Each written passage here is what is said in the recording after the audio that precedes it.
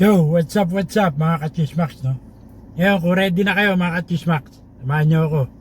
Tara, let's do this, let's go.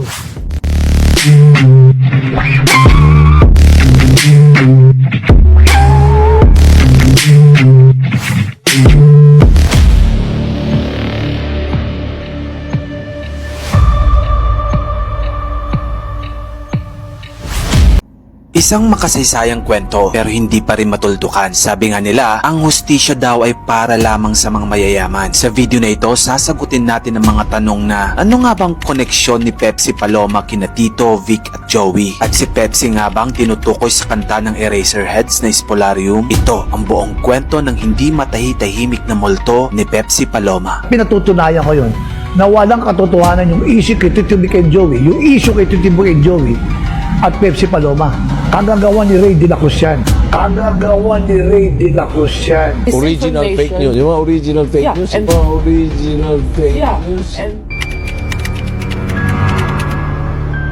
Siya, si Delia Dueñas Smith, o mas kilala sa tawag na Pepsi Paloma. Ito ang kanyang screen name dahil isa siya sa mga tinagurang soft drink beauties noong 1980s. Ang grupo na ito ay mga dancer, actress, and bold stars na sexy kung ituring at inihahalin tulad sa mga bote ng soft drinks. Kaya tinawag silang soft drink beauties noon. Kasama niya dito ang ilang mga popular din na pangalan kagaya ni Coca Nicolas, isa ito sa kanyang closest friends. Noong Actually, no, ang reaction ko lang dito, no, mahirap kasi mag-comment, no?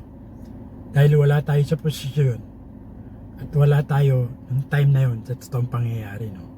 So, mahirap din makinig sa mga hearsay, no? Sa mga chismis, no? Sa mga kwentong barbero dahil nga, syempre, rape case yan, no? Hindi, basta may,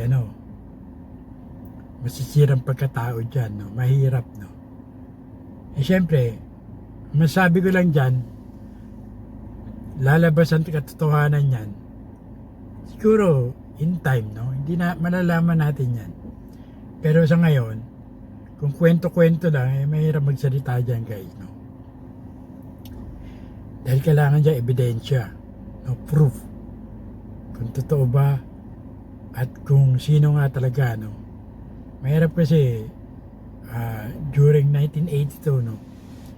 Yung dun nga raw pumutok yung balita na yan, haka-haka na lumalabas, mahirap yun. Mga kwentuang minsan yung chismis may dagdag, di ba? So mahirap pumusga, mahirap magsalita, no? Ang reaction ko lang dyan, tanging Diyos lang nakakalam, no? So comment down below mga ka-chismax, no? Sinare ko lang tong video na to para makapag-usapan dahil nga ang tagal ng istorya nito, hindi natin alam kung anong totoo nangyari, no?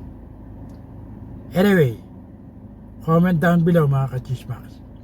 Muli po, ito po Cesar Castillo Jr. Nagsabi, tirahin mo na yan. At pakatirahin pa na iba until next time. Chismax with the facts. Peace out.